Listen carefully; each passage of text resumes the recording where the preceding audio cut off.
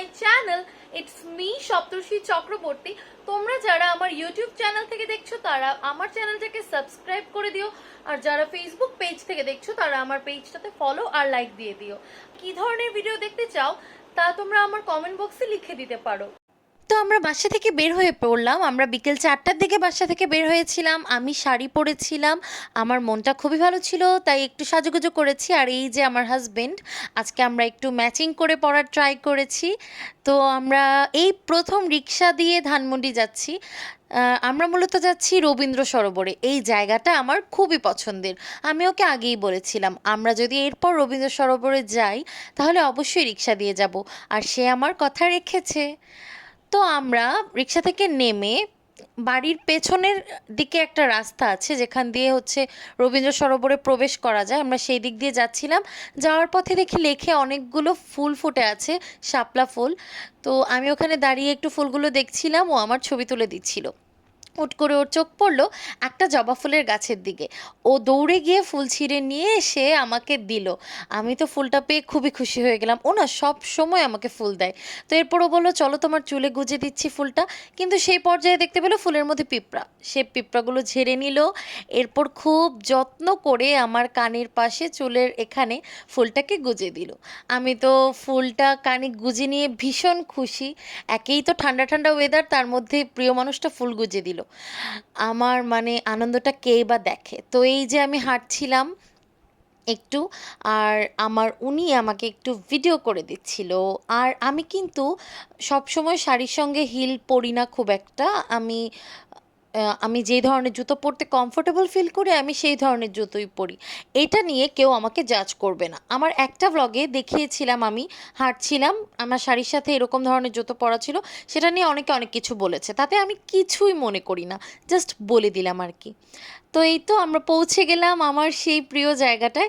এখানে একটা স্পেশাল চা পাওয়া যায়, সেই চাটা আমরা খেয়েছিলাম, কিন্তু ভিডিওর ক্লিপস নিতে ভুলে গিয়েছি।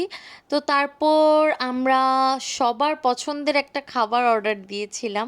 সবার পছন্দ কিনা জানি না, আমাদের দুজনের তো খুবই পছন্দ। সেই সময়টা সে আমার হাত ধরে বসেছিল, আমার এত ভালো লাগছিল। খুব রোমান্টিক একটা ব্যাপার, তাই না? হ্যাঁ, আমরা ফুচকা অর্ডার দিয়েছিলাম। ডেটে যাব আর ফুচকা খাবো না তা কিন্তু হবেই না। আমরা যেখানে বসেছিলাম সেখানে একটা কি যেন ফলের গাছ ছিল, আমি জানি না, কখনো দেখিনি।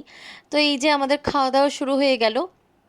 আমি সব সময় একটা কিছু খাওয়ার আগে প্রথম বাইটটা ওকে দেওয়ার ট্রাই করি, মানে এটা আমার অভ্যেস হয়ে গেছে। কিন্তু ও আগে নিজে খায়, টেস্ট করে, রিভিউ দেয়, এরপর আমাকে খাইয়ে দেয়, তারপর বলে বলো তো কেমন হলো। তো আমরা অনেক কথা বলছিলাম আর ফুচকা খাচ্ছিলাম। ফ্যান চলছিল, ফ্যান থাকাতে খুব একটা গরম লাগেনি, কিন্তু আমাদেরকে টিস্যু দেয়নি।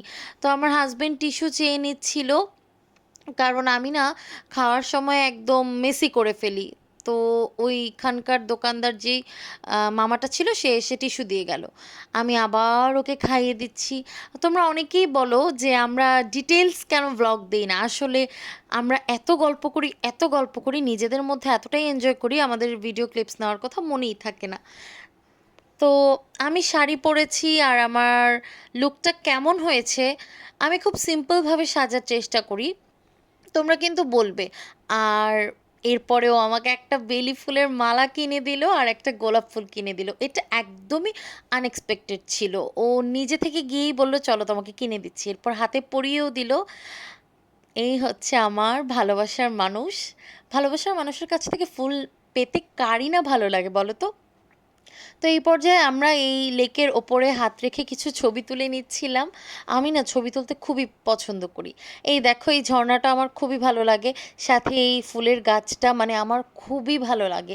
প্রাকৃতিক পরিবেশ আমার খুবই পছন্দ, কিন্তু এত গরম ছিল আমার চুলগুলো এলোমেলো হয়ে যাচ্ছিল বারবার, কারণ কিছুটা বাতাসও ছিল, একটু ঠান্ডা ঠান্ডা পরিবেশ ছিল। তো তো এই লেকে অনেকেই বোটে উঠছিল, কিন্তু সত্যি কথা বলতে আমার বোটে ওঠাটা খুব একটা পছন্দ না।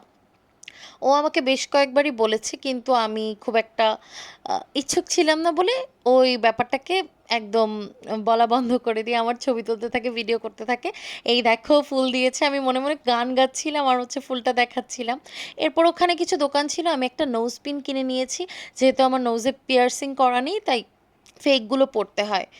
তো এরপরে আমরা বাসার সামনে টেস্টি ট্রিটে চলে গেলাম, আমাদের ভীষণ ক্ষুধা পেয়ে গিয়েছিল। তো আমরা একটু টুকটাক খাবার খেয়ে নিলাম। আর এই যে আমার নোজ পিনটা কেমন হয়েছে সবাই বলবে। আমার আজকের ব্লগটা কিন্তু এই পর্যন্তই ছিল। আমরা একটু ঘোরাঘুরি করলাম, তোমরা জানাবে তোমাদের কেমন লাগলো।